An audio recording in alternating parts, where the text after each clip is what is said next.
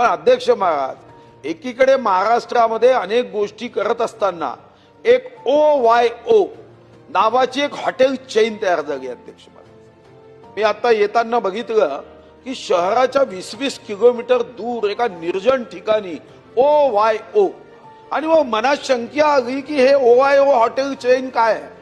अध्यक्ष महाराज, ही अतिशय गंभीर बाब सरकारने लक्ष देण्याची आहे की या हॉटेलसाठी कोणत्याही ग्रामपंचायतची परवानगी घेतली जात नाही, कोणत्याही नगर परिषदची परवानगी घेतली जात नाही, कोणत्याही महानगरपालिकेची परवानगी घेतली जात नाही, आणि या हॉटेलमध्ये 1 तासासाठी खोली भाड्याने दिल्या जाते.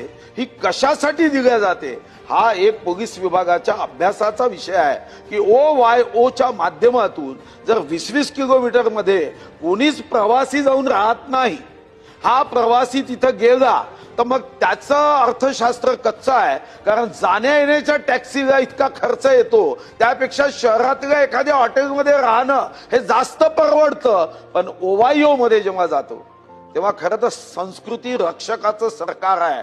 इथं जर संस्कृतीचा ऱ्हास होत असेल तर माननीय उद्योग गृह राज्यमंत्री बसलाय, त्यांना OYOचा अभ्यास करावा आणि एकदा महाराष्ट्रात किती OYO आहे याची माहिती हे माननीय मंत्री महोदयांनी देण्याची आवश्यकता आहे.